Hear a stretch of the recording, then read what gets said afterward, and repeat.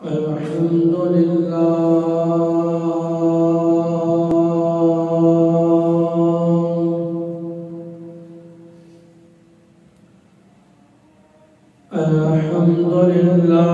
رب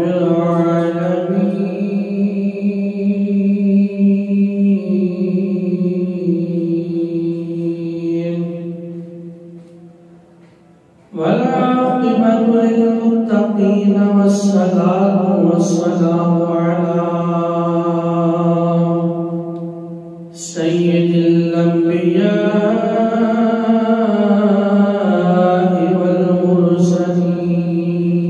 والمرسلين أما بعد فأعوذ بالله من الشيطان الرجيم بسم الله الرحمن الرحيم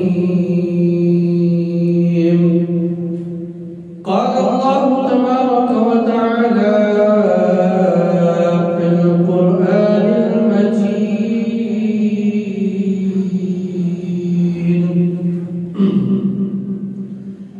ألا إن أولياء الله لا خوف عليهم ولا هم يحزنون الذين آمنوا وكانوا يتقون صدق الله العظيم وصدق رسوله النبي الكريم الأمين إن الله وملائكته يصلون على النبي يا أيها الذين آمنوا صلوا عليه وسلموا تسليما باواز بلند حضور کی محبت میں جھوم جھوم کر درود و سلام کا نذرانہ پیش کریں صلاۃ و سلام علیک یا سیدی یا رسول اللہ الصلاۃ و سلام علیک یا سیدی یا حبیب اللہ الصلاۃ و سلام علیک یا سیدی یا رحمۃ للعالمین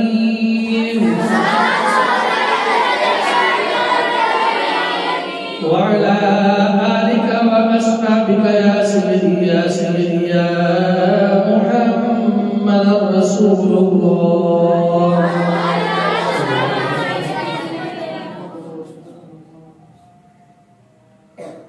اللہ رب العزت کی حمد و ثنا جو خالق کے کائنات ہے جو مالک کے کائنات ہے اور حضور النور سردار دو جہاں وسیار لامکان وسیار سبحان الذی اسرا حضور احمد مجتبی محمد مصطفیٰ صلی اللہ علیہ وبارک وسلم آپ کی بارگاہ میں پناہ میں درود و سلام کا نذرانہ پیش کرنے کے بعد اللہ کی بارگاہ میں دعا ہے کہ اللہ ہم سب کی حاضری کو شرف قبولیت سے نوازے سامعین محترم آج کا یہ دور ایسا پرفتن دور ہے کہ جس کے اندر انسان کو اللہ تبارک و تعالی اور اس کے نبی حضرت محمد مصطفیٰ صلی اللہ علیہ وسلم اور حضور کی امت میں نیک اور صالح پرہیزگار اور متقی لوگ اللہ سے دوری، اللہ کے رسول سے دوری، حضور کی امت کہ جو نیک اور پرہیزگار لوگ ہیں ان سے دوری کا دور چل رہا ہے، اسلام سے بیزاری کا دور چل رہا ہے، اسلام کی سچائی سے لوگوں کو دور کیا جا رہا ہے۔ اور آج ہمارے لیے بڑی یہ علمے کی بات ہے کہ ہمارے اسکول، کالجز، یونیورسٹیوں کے اندر ایسا نصاب، ایسے لیکچر ہمیں دیے جا رہے ہیں جو دینے والا بظاہر تو مسلمان اپنے آپ ہونے کا دعویٰ کرتا ہے، لیکن اس کے پیچھے یہود و نصارہ کی ایک مستند سازش جو ہے وہ شامل ہوتی ہے، اور وہ فسادی لیکچر، وہ فسادی کتابیں جو مسلمانوں کے بچوں کو پڑھائی جاتی ہیں، ان کے اندر ان کی سازش کے تحت سکھایا جاتا ہے کہ تم نے اللہ سے دور کیسے ہونا ہے، تم نے اللہ کے رسول سے دوری کیسے اختیار کرنی ہے، تم نے اللہ کے جو نیک بندے ہیں، جو پرہیزگار متقی بندے ہیں، تم نے ان سے دور کیسے ہونا ہے۔ یہ ساری چیزیں آج کے معاشرے میں لوگوں کو سکھائی جا رہی ہے۔ اللہ سے دور کیا جا رہا ہے، اللہ کے رسول سے دور کیا جا رہا ہے، اللہ کے جو نیک اور صالح پرہیزگار متقی لوگ ہیں ان سے دور کیا جا رہا ہے۔ ہماری ذہن سازی کی جاتی ہے، ہمارے ذہنوں کے اندر یہ تصور بٹھایا جاتا ہے کہ یہ جو اللہ کے بندے، جو اللہ کے نیک اور پرہیزگار بندے ہیں، یہ کچھ نہیں کر سکتے، یہ ان کے پاس نہ جایا کرو، ان سے یہ نہ مانگو، ان سے یہ نہ لو، ان سے فلاں نہ کرو، ان سے اس طرح کی عداوت۔ یہ ساری چیزیں آج ہمارے معاشرے کے اندر سر عام ہو رہی ہیں، کھلا کھلا یہ چیزیں چل رہی ہیں، اور یہ ساری سازشیں یہ یہود و نصارہ کی ہیں۔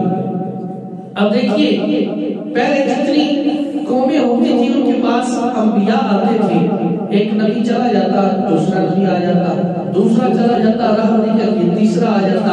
ان کے پاس انبیاء کا تسلسل ہوتا تھا، انبیاء ان کے پاس آتے رہتے تھے، لیکن اللہ کی ذات نے جب اپنے حبیب کو دنیا پر بھیجا نا تو فرمایا محبوب اب تو وہ نبی ہے جسے خاتم النبیین کا سرتاج بنا کر بھیجا گیا۔ سامنے محترم، اب انسان دیکھیے، اب حضور صلی اللہ علیہ وسلم بظاہر تو آپ ہم سے پردہ فرما چکے ہیں، بظاہر تو پردہ فرما چکے ہیں، حضور چلے گئے ہم سے، لیکن اب انسان یہ سوچے کہ حضور کے بعد ہماری رہبری کے لیے کون ہے؟ پہلے تو لوگوں کے لیے انبیاء اترتے تھے، انبیاء جو ہے وہ مبعوث کیے جاتے تھے، لیکن اب کون ہے؟ اس کا انتظام بھی میرے آقا صلی اللہ علیہ وسلم نے آج سے 1450 سال پہلے آپ نے اس کا انتظام کر دیا تھا۔ آج ہماری رہبری کے لیے، آج ہمیں سیدھا راستہ دکھانے کے لیے، آج ہمیں سیدھے راستے پر چلانے کے لیے، آج ہمیں اللہ سے ملانے کے لیے، آج ہمیں حضور کی محبت وہ پیدا کرنے کے لیے حضور صلی اللہ علیہ وسلم نے جو انتظام کیا تھا، وہ حضور نے فرمایا تھا میری امت کے جو علماء ہوں گے وہ بنی اسرائیل کی انبیاء کے مثل ہوں گے نا۔ اور مثل سے مراد یہ نہیں ہے کہ انبیاء کی مثلیت اختیار کرنا، نہیں، بلکہ حضور کا فرمانا یہ اس انداز کا تھا کہ جس طرح ان قوموں کے اوپر انبیاء آتے تھے ان کی رہبری کے لیے، ان کو سیدھا راستہ دکھانے کے لیے، حضور نے فرمایا یہ کام میری امت کے علماء کیا کریں گے۔ سامنے محترم، جہاں پر فتنہ گیزی کا دور ہو، جہاں پر سازشوں کا دور چل رہا ہو، وہاں پر اللہ نے گاہے بگاہے ان سازشوں کو توڑنے کے لیے، زمین بوس کرنے کے لیے اللہ نے اپنے پیارے بندے جو ہیں وہ بھیجتے ہیں، بھیجتا رہے گا اور کل قیامت تک وہ بھیجتا رہے گا۔ انہی پیاروں بندوں کے اندر سے، انہی لوگوں کے اندر سے جب ایک ایسا دور آیا، ایسا فتنہ انگیزی کا دور آیا، تو جب دیکھا کہ کفر جو ہے وہ امنڈے نکال رہا ہے، کفر جو ہے وہ ٹھاٹھے مار رہا ہے، اللہ کی ذات نے پھر اس کفر کو توڑنے کے لیے، اس باطل کو مٹانے کے لیے ایک ایسے مرد کلندر کو بھیجا جسے آج دنیا معین الدین کے نام سے یاد کرتی ہے، جسے آج دنیا معین الدین خواجہ معین الدین خواجہ غریب نواز کے نام سے یاد کرتی ہے۔ سامنے محترم، یہ وہ مرد کلندر ہے جس دور کے اندر یہ آیا، اس دور کے اندر بھی بڑی جہالت تھی، بڑی تاریکیاں تھی، ہندوستان کے اندر بڑا کفر جو ہے وہ پھیل چکا تھا۔ ادھر سے میرے سرکار دو عالم صلی اللہ علیہ وسلم علیہ آپ نے حضرت خواجہ غریب نواز کو بھیجا کہ جاؤ معین الدین ہندوستان میں جاؤ، تم نے وہاں جا کر اسلام کی تبلیغ کرنی ہے نا۔ سامنے محترم، آج ان کے حوالہ سے، ان کی زندگی کے حوالہ سے، ان کی سیرت کے حوالہ سے دو چار باتیں ہیں آپ کے گوش و گوار کرنا چاہتا ہوں۔ سب سے پہلے مختصر سا ان کا تعارف آپ سنتے بھی رہتے ہیں۔ آپ کی ولادت باسعادت 530 ہجری کے اندر سنجر کے علاقہ سیستان کے اندر ہوئی۔ سیستان سنجر کا ایک علاقہ تھا۔ آپ کو سنجر اسی وجہ سے کہا جاتا ہے کہ آپ کے علاقے کی نسبت کی وجہ سے، جیسے حضور غوث الاعظم کو بغدادی کہا جاتا ہے بغداد کی نسبت کی وجہ سے، تو نسبت کی وجہ سے آپ کو سنجری اور بعض میں سنجزی بھی لکھا ہے، یعنی زا کے ساتھ بھی وہ عربی کے اندر اور را کے ساتھ جو ہے وہ فارسی اور اردو کے اندر۔ اگرچہ آپ کا اصل نام حضرت خواجہ معین الدین حسن رحمت اللہ علیہ ہے، آپ کو یہ شرف حاصل ہے کہ آپ نجیب الطرفین سید ہیں، یعنی آپ حسنی بھی ہیں اور حسینی بھی ہیں۔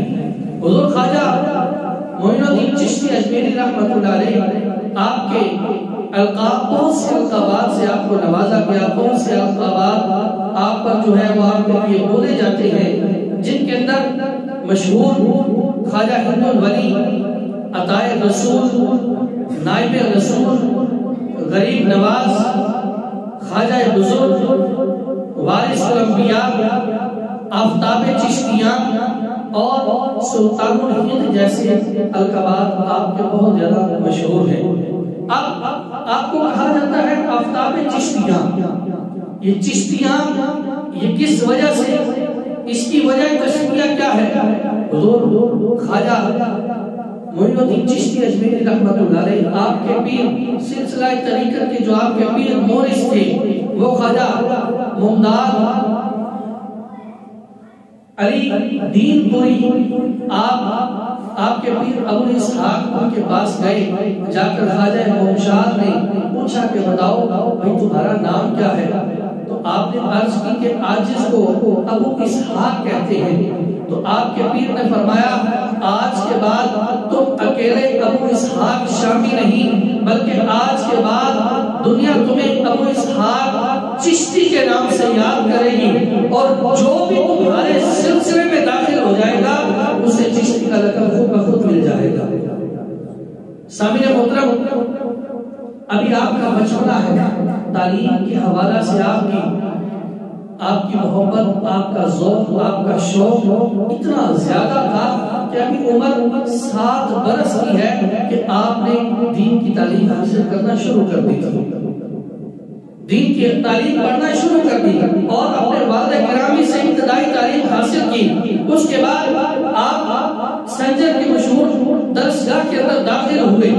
اس کے بعد آپ نے فقہ بھی پڑھی، اصول بھی پڑھے، اصول فقہ بھی پڑھی، حدیث بھی پڑھی، اصول حدیث بھی پڑھی، آپ نے قرآن کی تفسیر بھی پڑھی۔ اب دیکھیے سامنے محترم، وہ بندہ، وہ خواجہ غریب نواز جس کا خواجہ غریب نواز سے لے کر حضرت علی المرتضیٰ تک جتنے خاندان کے لوگ ہیں سارے کے سارے ولی پیدا ہوئے ہیں، سارے کے سارے ولی گزرے ہیں، اور حضور خواجہ غریب نواز آپ پیدائشی ولی تھے. آج لوگ بڑے شوق سے کہتے ہیں کہ میں تو بڑا پیر ہوں, میں تو بڑا جو ہے وہ مجھے ولایت کے اس مقام پر عطا مجھے پہنچا دیا گیا ہے, مجھے کیا ضرورت ہے پڑھنے کی. پیدائشی ولی ہے, ماں بھی ولی, باپ بھی ولی, پیچھے جتنا خاندان ہے سارے ولی ہیں, لیکن وہی خواجہ غریب نواز وہی جا کر درسگاہوں کے اندر علم حاصل کرتے ہیں. تو پیر ہونے کے لیے یہ نہیں ہے کہ بس انسان کے ساتھ یہ لیبل لگ گیا کہ میں پیر ہوں, اس کے بعد ہر چیز کو ختم کر دیا. سامعین محترم, پیر ہونے کے لیے بہت سی فرائض انجام دینے پڑتے ہیں. بہت سے لوگ, پیر تو وہ ہوتا ہے نا جو ہادی ہوتے ہیں, جو لوگوں کو سیدھا راستہ دکھاتا ہے. پیر وہ نہیں ہوتا جو بس لوگوں کے پیسے بٹورنے پر لگا ہو, جو لوگوں کی مخالفتیں یا لوگوں کی ذہن سازیوں پر لگا ہو, وہ پیر نہیں ہوتا. وقت کا پیدائشی ولی ہے, لیکن وہ بھی جا کر درسگاہ کے اندر علم حاصل کرتا ہے. اور آج کا پیر کہتا ہے کہ مجھے کیا ضرورت ہے درسوں میں دھکے کھانے کی. آج کا پیر کہتا ہے مجھے کیا ضرورت ہے پڑھنے کی. بندہ خدا جو پیدائشی ولی ہے وہ درسگاہوں میں جا کر قرآن بھی پڑھتا ہے, حدیث بھی پڑھتا ہے, اصول بھی پڑھتا ہے, وہ ساری تعلیمیں حاصل کرتا ہے. اور آج تیرے بلے کچھ نہیں تو کہتا ہے میں بہت بڑا پیر ہوں. سامنے محترم, ایسے لوگوں کا مرید ہونا چاہیے جو درسگاہوں میں جا کر جنہیں پتا ہو کہ ہم نے اپنے لوگوں کو, اپنے مریدوں کو سنبھالنا کیسے ہے, اپنے لوگوں کو سیدھی راہ کیسے دکھانی ہے. انسان کا پھر کامل ہونا, پھر مرید کو مزہ آتا ہے پھر زندگی گزارنے کا. اور آج کے دور کے اندر تو یہ بات بڑی مشہور ہو چکی ہے کہ مرید جو ہے وہ جتنا جاہل ہوتا ہے پیر اتنا ہی کامل ہوتا ہے. یعنی مرید کی جہالت اس انتہا کی ہے کہ وہ دیکھ رہے کہ میرا پیر غلط کام کر رہا ہے, وہ اسے کرامت مان کے بیٹھ جاتا ہے. وہ اسے کہتے ہیں یہ تو میرے پیر کا خاصہ ہے, یہ تو میرے پیر کے کام ہے, یہ عام بندے کے کام نہیں ہو سکتے. یعنی جہالت اتنی ہمارے سروں پر چڑھ گئی ہے کہ ہم اپنے پیر کی جو برائیاں ہیں انہیں بھی ہم کرامت کا نام دے دیتے ہیں. دیکھیے نا خواجہ معین الدین چشتی اجمیری رحمت اللہ علیہ, جب آپ نے علم و فنون حاصل کیے نا, علم و فنون حاصل کرنے کے بعد پیدائشی ولی, باپ بھی ولی, ماں بھی ولی, حضرت علی المرتضیٰ تک سارے ولی, حضرت ماجی فاطمہ الزہرا تک سارے کے سارے ولی ہیں. لیکن اب آپ خود مرید ہونے کے لیے جا رہے ہیں, اب آپ خود اپنا پیر پکڑنے کے لیے جا رہے ہیں. جب علم ظاہر حاصل کیا نا, اس کے بعد علم باطن حاصل کرنے کا شوق پیدا ہوا. جب علم ظاہر کا سفینہ جو ہے وہ آپ نے اپنے سفینے کو مکمل کیا, منزل مقصود تک پہنچایا, پھر علم باطن کا سفینہ آپ نے پکڑنے کی کوشش کی. پھر آپ نے خود آپ مرید ہوئے, آپ نے اپنے شیخ کو پکڑا, اور شیخ کے ساتھ ایسی محبت کی, غرور اور تکبر والی محبت نہیں تھی کہ میں بھی پیر ہوں, پیر پکڑ لیا تو کیا ہوا. ایسی محبت کہ جب آپ اپنے شیخ سے بچھڑے تو آپ ہزاروں کی طرح روتے رہتے تھے ان کے ہجر میں. حتیٰ کہ جب آپ نے خیمہ لگایا نا اجمیر کی شریف کے اندر, آپ نئے نئے آ کر خیمہ لگایا, آپ درس و تدریس کرتے, تبلیغ کرتے, لیکن عصر کے بعد آپ ہزاروں کی طرح رویا کرتے تھے, آنکھوں سے بڑے آنسو جاری ہوتے. اسی دور کے اندر, اسی وقت کے اندر ایک نوجوان باہر سے آیا تھا, باہر سے پڑھ کر آیا تھا, کتابیں پڑھ کر آیا. جب وہ وہاں حضور خواجہ معین الدین کے آپ کے خیمے کے پاس سے گزرتا, عصر کے بعد کا وقت ہوتا, وہ دیکھتا کہ یہ بابا تو بڑا روتا ہے, یہ بابا تو بڑا روتا ہے, جب بھی یہاں سے گزرتا ہوں یہ روتا رہتا ہے. آپ اس نوجوان نے جا کر اپنی ماں سے کہا, اماں میں دیکھتا ہوں کہ مسلمانوں کا یہ سادھو, یہ بابا بڑا روتا رہتا ہے, کیا معاملہ ہے, اس کو کیا مسئلہ ہے, یہ کیوں اتنا روتا ہے. اب آپ اس نوجوان کی ماں نے کہا, بیٹا مجھے تو پتا نہیں, میں تو جانتی نہیں کہ مسلمانوں کا یہ بابا کیوں روتا ہے. ایک دن وہ نوجوان اس سے راہ آ گیا, تڑپ اور بڑھ گئی, اور جستجو بڑھ گئی. کہا میں پوچھوں تو صحیح. جا کر حضور خواجہ معین الدین چشتی اجمیری رحمت اللہ علیہ آپ کے خیمے کے اندر, آپ کے کمرے کے اندر داخل ہو گیا. کہا حضور میں نے دیکھا ہے, میں یہاں سے گزرتا ہوں, آپ بڑا روتے ہیں, آپ ڈاہیں مار مار کر روتے ہیں, کیا مسئلہ ہے, آپ کیوں روتے ہیں. تو آپ نے فرمایا, مجھے اپنے شیخ کی یاد بڑی آتی ہے, میں اپنے پیر کے ہجر پہ روتا ہوں. اب وہ نوجوان وہ بڑا حیران پریشان تھا, اس سے پہلے اسے پتہ ہی نہیں تھا کہ محبت میں بھی رویا جاتا ہے, ہجر میں بھی رویا جاتا ہے۔ اس نوجوان نے کہا دیکھیے حضرت اما عائشہ صدیقہ رضی اللہ تعالی عنہا آپ فرماتی ہیں کہ جب حضور صلی اللہ علیہ وسلم نے حضرت ابو بکر کو کہا تھا نا کہنے کے لیے جب گھر میں آئے تھے کہ ابو بکر ہم نے ہجرت کے لیے جانا ہے تو میرے ساتھ جاؤ گے، اما جی فرماتی ہیں میں نے اپنے ابا جان کو دیکھا کہ اس وقت وہ ڈاڑھی مار مار کر رو رہے تھے، آپ زاروں کی طرح رو رہے تھے۔ اما جی فرماتی ہیں کہ اس وقت مجھے پتا چلا کہ محبت میں بھی رویا جاتا ہے، محبت میں بھی آنسو نکلتے ہیں۔ نوجوان نے کہا کہ حضور کیا محبت میں بھی رویا جاتا ہے؟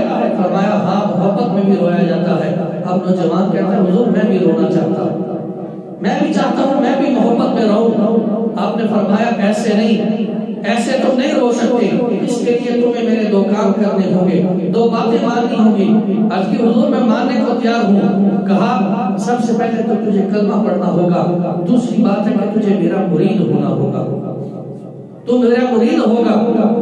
گیا نوجوان جا کر اماں کو کہتا ہے اماں میں کلمہ پڑھ لوں، میں مسلمان ہو جاؤں، میں محبت میں رونا چاہتا ہوں۔ اب وہ ماں کہتی ہے بیٹا جو تیرے دل میں آتا ہے وہ تو کر گزرتا ہے، اگر میں تجھے نہ کروں گی تو تمہیں بات تو پھر بھی نہیں ماننی، پھر بھی تو اپنی مانے گا۔ جا جا کر محمد عربی کا کلمہ پڑھ لینا، جا جا کر اس بابے کا مرید ہو جا۔ اب وہ شخص آیا، اس نے کلمہ پڑھا، پڑھنے کے بعد وہ اس بابے کا مرید ہوا، حضور معین الدین کا مرید ہوا۔ مرید ہونے کے بعد اب آپ نے کہا کہ اب تیرا ناشتہ بھی میرے ساتھ ہوا کرے گا، تیرا کھانا بھی میرے ساتھ ہوا کرے گا، تیری سیریں بھی میرے ساتھ ہوا کریں گی، تو میرے ساتھ ہی رہا کرے گا۔ نوجوان نے کہا یہ تو کوئی بات ہی نہیں ہے، ٹھیک ہے جی، اب ناشتہ بھی ساتھ میں ہے، کھانا بھی ساتھ میں ہے، سیریں بھی ساتھ میں ہیں۔ وہ حضور خواجہ معین الدین کے ساتھ بالکل رہ رہا ہے، بالکل آپ کے ساتھ دل لگی ہو گئی، محبت ہو گئی۔ اب کچھ دن گزرے، کچھ مہینے گزرے، حضور خواجہ معین الدین نے فرمایا کہ بیٹا آج میں تجھے 3 دن کی چھٹی دیتا ہوں، 3 دن تک تو نے مجھ سے ملنے کے لیے نہیں آنا، 3 دن کی چھٹی ہے، جا چلا جا۔ نوجوان نے کہا ایسی تو کوئی بات نہیں، ٹھیک ہے میں 3 دن کی چھٹی ہے، میں چلا جاتا ہوں۔ اب نوجوان اپنے گھر میں گیا، سارا دن گزرا، دل کے اندر بے چینی سی تھی، دل جو ہے وہ اضطراب کا شکار تھا، دل لگ ہی نہیں رہا تھا۔ کیوں؟ دل تو یار کے کوچے میں رہ گیا تھا نا، دل تو یار کے پاس رہ گیا تھا۔ اب شام کا وقت ہوتا ہے، وہ شخص ماں کھانا لا کر دیتی ہے، بیٹا کھانا کھا لو۔ جہاں پر 3-4 روٹیاں کھانے والا بندہ آج وہ ایک روٹی بھی نہیں کھا رہا، آج وہ ایک لقمہ بھی اپنے حلق سے نیچے نہیں اتارا۔ ماں کہتی بیٹا کھانا کیوں نہیں کھاتا؟ کہا اماں جان آج مجھے کھانا اچھا لگ ہی نہیں رہا، اب کھانا بھی نہیں کھایا۔ رات کا جب 12 بجے کا وقت ہوتا ہے اب وہ شخص رونے لگ جاتا ہے، اس کا دل جو ہے وہ اور زیادہ مضطرب ہو جاتا ہے۔ اب صبح تہجد کا وقت ہوتا ہے، وہ نوجوان وہ تانے مار مار کر روتا ہے، اپنی ماں کو کہتا ہے مجھے ایک دفعہ اس بابے کے پاس جانے دینا، اس بابے سے ایک دفعہ اجازت لے لے۔ وہ ماں جی جا کر حضور خواجہ معین الدین کے پاس گئی، کہا حضور میرا بیٹا آپ سے ملنا چاہتا ہے، کھانا بھی نہیں کھایا، وہ کسی سے بات بھی نہیں کرتا، داڑھی مار مار کر رو رہا ہے، آنکھوں سے آنسو جاری ہے۔ آپ نے فرمایا ابھی تو 1 دن گزرا ہے، 3 دن کی چھٹی دی ہے، ابھی جاؤ اسے کہہ دو کہ ابھی 2 دن اور پڑے ہیں۔ اب وہ ماں واپس جاتی ہے، بیٹا پھر رو رہا ہے، دوسری شام آتی ہے، بیٹا پھر ویسے روتا ہے۔ اب ماں ہے نا، ماں سے تو برداشت نہیں ہوتا نا، ماں سے تو رہا نہیں جاتا، ماں پھر جاتی ہے، حضور آپ کا اور اس کا رشتہ کیا ہے مجھے نہیں معلوم، لیکن میں تو ماں ہوں نا، میں اپنے بچے کو کیسے روتا دیکھ سکتی ہوں؟ حضور آپ اجازت فرما دیں، وہ آپ سے ملنا چاہتا ہے، وہ آپ کے پاس آنا چاہتا ہے۔ حضور خواجہ معین الدین چشتی اجمیری رحمت اللہ علیہ آپ فرماتے ہیں تو ماں ہے، ماں کا حکم کیسے ٹالا جا سکتا ہے؟ جاؤ اسے میرے پاس بھیج دے، جاؤ اسے کہہ دے کہ آ جائے مجھے ملنے کے لیے۔ اب وہ نوجوان وہاں سے فوراً دوڑتا دوڑتا حضور خواجہ معین الدین کے پاس آتا ہے۔ آپ درس دے رہے ہیں، آپ اپنے مریدوں کو پڑھا رہے ہیں۔ اب نوجوان پڑھاتے پڑھاتے جب آپ نے اس مرید پر، اس اپنے جو ہے نوجوان پر جب نظر دوڑائی نا، جب نگاہ ڈالی تو وہ مرید گاڑے مار مار کر رو رہا ہے۔ خواجہ معین الدین چشتی اجمیری رحمت اللہ علیہ آپ فرماتے ہیں نوجوان پتہ چلا محبت میں بھی رویا جاتا ہے نا، اب پتہ چلا محبت میں بھی آنسو نکلتے ہیں، اب پتہ چلا ہجر میں بھی رویا جاتا ہے۔ آ کر قدموں پر گر گیا، کہا حضور آپ سے محبت اتنی ہے آپ کے بغیر رہ نہیں سکتا۔ حضرت خواجہ معین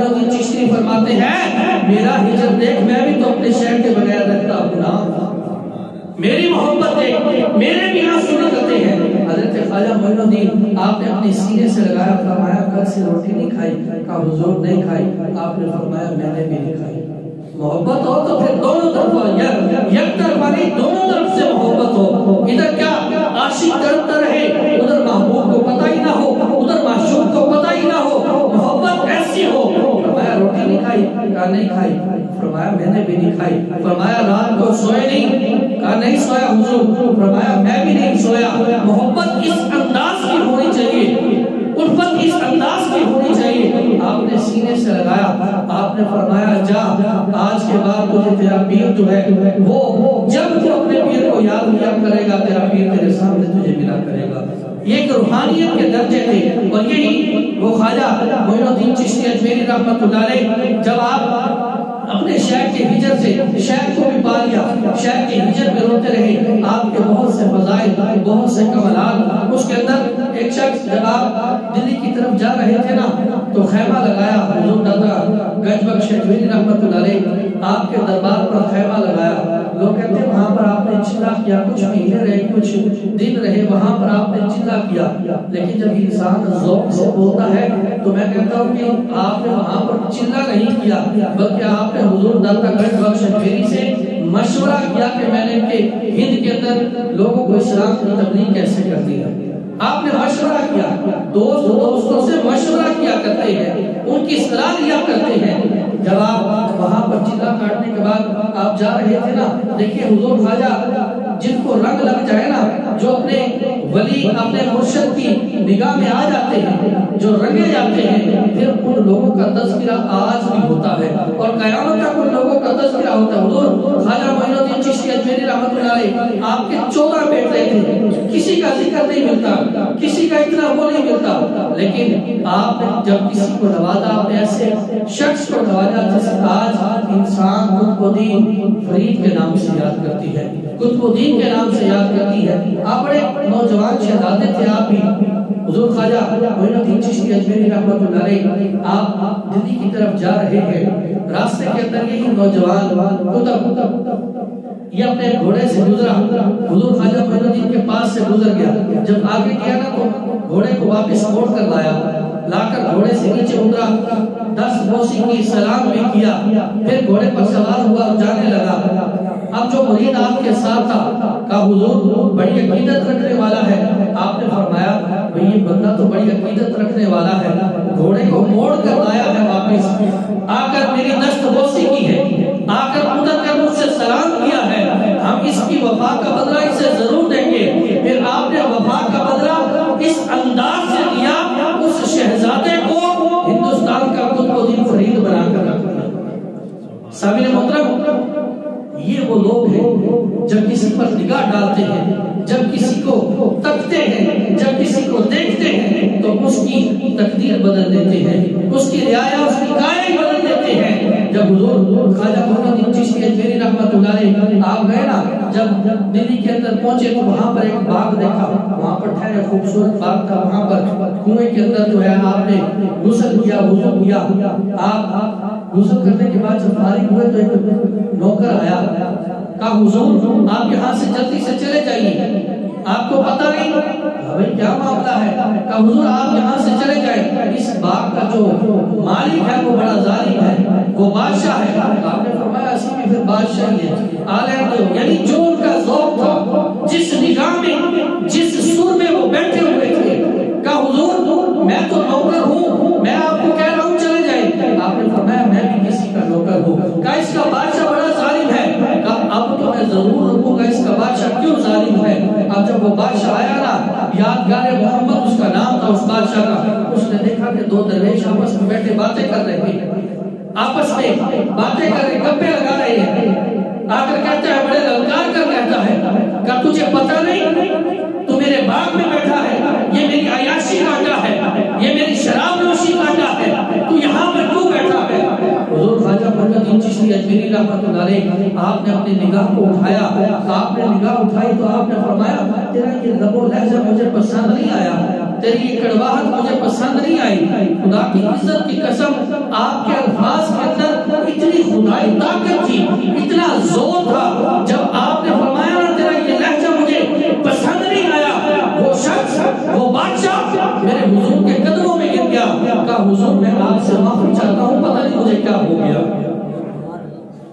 نگاہ کا پڑھنا، نگاہ ولی میں وہ تاثیر دیکھی، بدلتی ہزاروں کی تقدیر دیکھی، اب وہ حضور کے قدموں پر گر گیا، کہا حضور میں آپ کا مرید ہونا چاہتا ہوں، مجھے پتہ نہیں ہو کیا گیا۔ اس طرح کے انداز ہونے چاہیے، اس طرح کا پیر ہونا چاہیے جو اپنے مرید پر نگاہ ڈالے، اس کی تقدیر بدل کے رکھ دے۔ اب جب آپ کا آمد آپ کی ہوئی، دہلی کے اندر آپ تشریف لائے، وہاں کے جو بادشاہ تھے وہ آپ کے بڑے مخالف ہوئے، بڑے جو ہے وہ ظلم ہوئے، طرح طرح کے حملے کیے۔ اس وقت کا جو بادشاہ تھا نا، اب وہ آپ پر بڑے حملے کرواتا، لیکن سارے کے سارے حملے جو ہے وہ ناکام جاتے۔ اب بادشاہ بڑا پریشان ہے، کہا میں اس بابے کو یہاں سے بھیجنا چاہتا ہوں، لیکن میرے سارے حملے ناکام ہو جاتے، میں جو بھی کچھ کوئی سازش کرتا ہوں، کوئی حملہ کرواتا ہوں، ناکام ہو جاتا ہے۔ اب مشورہ کرنے لگا بادشاہ، وزیروں میں سے ایک وزیر نے کہا حضور میں آپ کو مشورہ دیتا ہوں، میری بات مانیے۔ بادشاہ نے کہا کیا بات ہے؟ کہا حضور میری ایک بیٹی ہے، وہ بڑی حسین ہے، بڑی جمیل ہے، لوگ اس کی ایک جھلک دیکھنے کو ترستے ہیں، وہ اتنی حسین و جمیل ہے، جب وہ گلی سے گزرتی ہے تو بڑے بڑے بادشاہ اس کو دیکھنے کے لیے ترستے ہیں، لوگ اس کے انتظار میں کھڑے ہوتے ہیں۔ اب میں اس بیٹی کو سجا دھجا کر میں اس بابے کے پاس بھیجتا ہوں، معین الدین کے پاس بھیجتا ہوں کہ میری بیٹی جائے گی، اسے ورگلائے گی، اس بہانے سے ہم اس پر الزام لگائیں گے اور اسے جیل میں ڈال دیں گے، اسے وہاں سے نکال دیں گے۔ بادشاہ کو مشورہ پسند آیا، اس نے کہا ٹھیک ہے۔ اب اس وزیر نے اپنی بیٹی کو سجا کر بھیجا، وہ بیٹی جس کو دیکھنے کے لیے لوگ انتظار کرتے ہیں، بادشاہوں کی نگاہیں اس پر ہوتی ہیں، وہ بیٹی جب گلی سے اتنی حسین ہے، اتنی جمیل ہے، لوگ ترستے ہیں اس کو دیکھنے کے لیے، وہ بیٹی جب گئی نا حضور خواجہ معین الدین چشتی آپ کی بارگاہ میں، آپ نے اس حسین و جمیل کو ایک نگاہ اٹھا کر کے نہ دیکھا، ایک نگاہ بھی اٹھا کر نہ دیکھا۔ ایک رات گزر گئی، وہ اسی طرح ناکام ہو کر واپس آ گئی، دوسری رات گئی، پھر بھی آپ نے نگاہ اٹھا کر نہ دیکھا۔ اور جنہوں نے کچھ اور دیکھ لیا ہو پھر وہ دنیا داری نہیں دیکھتے، انہوں نے کچھ اور دیکھ لیا تھا۔ دوسری رات آئی، پھر بھی آپ نے نہ دیکھا، تیسری رات، چوتھی رات، حتیٰ کہ لکھنے والوں نے لکھا ہے کہ وہ لڑکی، وہ نوجوان لڑکی جس کو دیکھنے کے لیے لوگ ترستے تھے، 40 راتیں وہ حضور خواجہ معین الدین کے پاس آتی رہی، آپ نے 40 راتوں تک اس کی طرف نگاہ اٹھا کر بھی نہیں دیکھا، آپ نے ایک نظر بھی نہیں دیکھا۔ 41 رات آئی، اس لڑکی سے اب اس کا اشتیاق بڑھ گیا کہ اتنی حسین و جمیل ہوں، اتنی خوبصورت ہوں، لوگ مجھے دیکھنے کے لیے ترستے ہیں اور یہ مجھے ایک نگاہ اٹھا کر بھی نہیں دیکھتا۔ اب اس لڑکی نے حضور خواجہ معین الدین کا ہاتھ پکڑ لیا، کہا حضور 40 راتوں سے آپ کے پاس آ رہی ہوں، آپ نے ایک نظر بھر کے نہیں دیکھا، ایک نگاہ اٹھا کر نہیں دیکھا۔ آپ نے فرمایا بیٹی تجھے کیسے نگاہ اٹھا کر دیکھوں، تجھے کیسے نظر بھر کے دیکھوں؟ میں نے جس محمد عربی کو دیکھا ہے، جب اسے دیکھا ہے اس وقت سے آج تک میری نگاہ میں کوئی اور جچا ہی نہیں، جب سے میں نے محمد عربی کو دیکھا ہے اس سے حسین میں نے کوئی دیکھا ہی نہیں ہے۔ اب وہ لڑکی وہ بڑی متاثر ہوئی، وہ کہتی ہے کہ مجھ سے بھی حسین و جمیل کوئی ہے، مجھ سے بھی زیادہ خوبصورت ہے۔ عرض کی حضور جس محمد کو تو نے دیکھا ہے اس محمد کو میں بھی دیکھنا چاہتی ہوں۔ آپ نے فرمایا ایسے نہیں، جاؤ اس بےہودہ لباس کو اتار کر آؤ، جاؤ اچھا لباس پہن کر آؤ، جاؤ وضو کر کے آؤ، جاؤ غسل کر کے آؤ۔ اب جب وہ لڑکی اچھا لباس پہن کر آئی، غسل کر کے آئی، حضرت خواجہ معین الدین چشتی اجمیری رحمۃ اللہ علیہ آپ نے وہاں بیٹھے بیٹھے محمد عربی کا دیدار کروا دیا۔ جب اس لڑکی نے میرے آقا صلی اللہ علیہ وسلم کو دیکھا، آج ہزار ہوئی، حضور محمد عربی جیسا تو میری نگاہ میں بھی نہیں دیکھا۔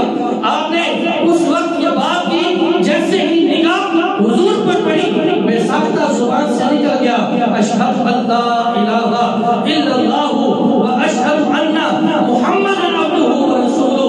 حضور میں بھی اسی کی غلام اور اسی کی مرید ہونا چاہتی ہوں۔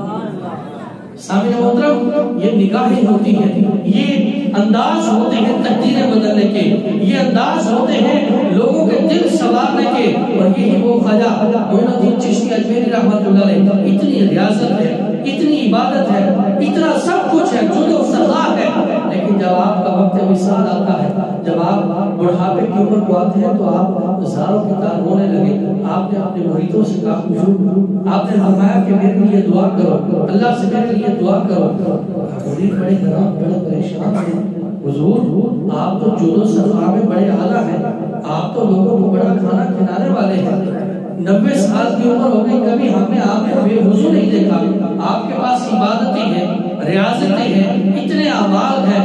حضرت خواجہ معین الدین چشتی اجمیری اب پیر ہے, اب بھکتی جو ہے وہ پیدائشی ولی بھی ہے, لیکن آپ کا انداز دیکھیے. آج آپ تو کہتے ہیں بس سارا کچھ پیر کے اوپر ہی ڈال دو, پیر نہیں ہمیں سب کچھ کرنا ہے, پیر نہیں ہمیں سب کچھ جنت میں لے کر جانا ہے, پیر نہیں ہمیں سب سارا کچھ دینا ہے. نہیں, حضور خواجہ معین الدین آپ کا ہاتھ دیکھیے, آپ کا انداز دیکھیے. آپ نے فرمایا اعمال تو بڑے ہیں, یہ مجھے ڈر اس بات کا ہے کہ میں اعمال کی گٹھڑی لے کر اللہ کی بارگاہ میں جاؤں اور اللہ مجھے یہ کہیں نہ کہہ دے کہ فرید کہ معین الدین کوئی ایسا عمل بھی لائے ہو جو مجھے پسند ہو, کوئی ایسا عمل بھی لے کر آئے ہو جو مجھے پسند ہو. آپ نے فرمایا میں اس وجہ سے رو رہا ہوں کہ اللہ کی ذات کو کوئی میرا ایسا عمل جو ہے وہ ایسا ہو جو اللہ کو پسند آ جائے اور اللہ مجھ سے یہ فرما دے کہ معین الدین تو نے میرے محمد عربی کے دین کا بڑا کام کیا ہے, بڑی تو نے محبت کی ہے, بڑا تو نے اسلام کا پھیلاؤ کیا ہے. یہ وہ خواجہ معین الدین چشتی اجمیری رحمۃ اللہ علیہ ہیں جو ایک نگاہ ڈالتے ہیں تو 90 لاکھ لوگوں کو کلمہ پڑھا دیتے ہیں, 90 لاکھ لوگوں کو مسلمان کر دیتے ہیں. حضرت خواجہ معین الدین چشتی اجمیری رحمۃ اللہ علیہ آپ کے مزاج پر دیکھیے. ہم لوگ آج ہمارے عقائد بچے ہیں, آج ہمیں مانگنے کا طریقہ نہیں, آج ہمیں مانگنے کا سلیقہ نہیں. جو لوگ ہمیں کہتے ہیں کہ درباروں پر نہ جاؤ, فلاں پیر کے پاس نہ جاؤ, فلاں جگہ پر نہ جاؤ, بھائی کیوں نہ جائیں؟ انہی کے توسل سے تو اللہ ہمیں راضی ہو کر دیتا ہے, انہی کے صدقہ سے تو اللہ ہمیں عطا کرتا ہے. اورنگزیب بادشاہ بہت بڑا بادشاہ گزرا ہندوستان کا, اب وہ حضور خواجہ معین الدین چشتی اجمیری رحمۃ اللہ علیہ آپ کے مزار پر جا رہا تھا سلام کرنے کے لیے. راستے میں دیکھا کہ ایک شخص وہ آنکھوں سے نابینا ہے, اب وہ اندھا شخص وہ رو رہا ہے, وہ مانگ بھی رہا ہے اور رو بھی رہا ہے کہ 20 سال سے یہاں پر بیٹھا ہوں, آنکھیں عطا کر دیجئے, آنکھیں دے دیجئے. اب اورنگزیب بادشاہ جب بات سے گزرا نا تو اس نے یہ الفاظ سنے, اب 20 سال سے بیٹھے ہو, اب 20 سال سے مانگ رہا ہوں, آنکھیں نہیں ملی. آپ نے بڑے حیران ہوئے, بڑے متعجب ہوئے کہ یہ کیسے ہو سکتا ہے کہ ہو دربار معین الدین کا اور 20 سال سے مانگتا مانگے اور اسے عطا نہ ہو, اسے ملے نا. آپ نے اپنے 2 سپاہیوں کو حکم دیا کہ اس کے سر کے اوپر تلوار لے کر کھڑے ہو جاؤ, یہ تو میرے معین الدین پر جو ہے وہ الزام لگا رہا ہے, یہ کہتا ہے 20 سال سے مانگتا ہوں ملتا نہیں ہے. آپ نے فرمایا اس کے جو ہے وہ سر کے اوپر تلواریں لے کر کھڑا ہو جاؤ, اب میں جاتا ہوں معین الدین کے دربار پر, میں واپس آؤں, اگر اس کی آنکھیں نہ آئی ہوں تو اس کا سر اڑا دینا, اس کا سر قلم کر دینا. اب جب آپ جانے لگے اورنگزیب بادشاہ اب جا رہا ہے مزار کے اندر, اب وہ نبینا وہ اندھا وہ جو مانگنے صرف اندھا بن کے وہ مانگنے کا ڈھونگ کر رہا تھا, اسے مانگنے کی عادت پڑ چکی تھی. اب بڑا موت کے ڈر سے وہ کانپنے لگا, اب التجائے کرنے لگا, اب دعائیں کرنے لگا کہ حضور اللہ کی بارگاہ میں التجا کرتا ہے کہ یا اللہ آنکھیں تو پہلے ہی نہیں ہے, اب سر بھی جانے لگا ہے, اب جان بھی جانے لگا ہے, زاروں کی تار ہوتا ہے, آہیں بھرتا ہے, عاجزی اور انکساری کے ساتھ مانگتا ہے, حضور خواجہ معین الدین کا نام لیتا ہے. اب جب وہ بادشاہ واپس آتا ہے نا, آ کر جب بادشاہ دیکھتا ہے تو اس نبینا کی آنکھیں آ چکی ہوتی ہیں, وہ بینا ہو چکا ہوتا ہے, آنکھیں آ چکی, کہ حضور آنکھیں آ گئی ہیں, آنکھیں واپس آ گئی ہیں. اس وقت اورنگزیب بادشاہ نے بڑا تاریخی جملہ کہا ظالموں تم ان درباروں پر آ کر جھوٹے دعوے کرتے ہو, تمہیں مانگنے کا طریقہ سلیقہ نہیں ہے, تم ڈھونگے جاتے ہو, تم اپنی مکاریاں یاریاں دکھاتے ہو.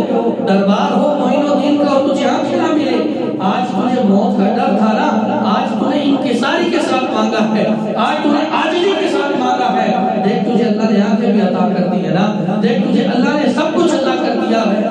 سامعین محترم یہ وہ لوگ تھے. آج اصل میں ہمارے مانگنے کے اندر ریاکاری ہوتی ہے, ہمارے مانگنے کے اندر وہ طریقہ وہ سلیقہ نہیں ہے. جائے آج بھی کسی ولی اللہ کے دربار پر جائیں, جائے آج بھی کسی پیر کے دربار پر جائیں, خدا کی عزت کی قسم انسان دل سے مانگ کر ملے کہ اللہ ضرور عطا کرتا ہے, اللہ ضرور عطا کرتا ہے. اور یہ یہ وہ خواجہ معین الدین چشتی اجمیری رحمۃ اللہ علیہ، آپ کی جب سیرت کا، آپ کی زندگی کا مطالعہ کرے، آپ کے جب واقعات کو انسان پڑھتا ہے، سنتا ہے، تو انسان کو پتہ چلتا ہے کہ وہ لوگ تھے کہ جنہوں نے دین کا کتنا کام کیا تھا، وہ لوگ تھے، وہ فقط پیر نہیں تھے، وہ پیر ہونے کے ساتھ ساتھ وہ مدرس بھی تھے، وہ پیر ہونے کے ساتھ ساتھ وہ اللہ والے بھی تھے، وہ فقط پیر نہیں تھے، وہ پیر ہونے کے ساتھ ساتھ ایسی نگاہ بھی رکھتے تھے کہ سامنے والے کا دل بھی پڑھ لیا کرتے تھے، سامنے والے کے دل کے اندر جھانک بھی لیا کرتے تھے۔ یہ وہ لوگ تھے۔ آپ کا فیضان چلا، فیضان اس انداز سے چلا، گولڈا بھی آپ کے مریدوں کے اندر آتا ہے، سیال بھی آپ کے مریدوں کے اندر آتا ہے، تونسا بھی آپ کے مریدوں کے اندر، کتنے جو بڑے بڑے مشائخ ہیں وہ سب آپ ہی سے مصاب فیض ہوئے ہیں۔ اور کسی شاعر نے کیا خوب کہا کہ جس پہ چل کر مدینے تلک رسائی ہو، جس پر چل کے مدینے تلک رسائی ہو، ہمیں دکھا دو وہی راستہ غریب نواز۔ آج ہماری التجا ہے، ہماری یہ دعا ہے حضور خواجہ غریب نواز کے دربار کے اندر کہ جس پر چل کر مدینے تلک رسائی ہو، ہمیں بھی وہ راستہ دکھا دو اے غریب نواز۔ اور تمہارے مدد کا مذہب قطب فرید اور نظام ہے، تمہارے مدد کا مذہب قطب فرید اور نظام ہے۔ کلیئر، تونسا، سیال، گولڈا، غریب نواز، وآخر دعوانا ان الحمد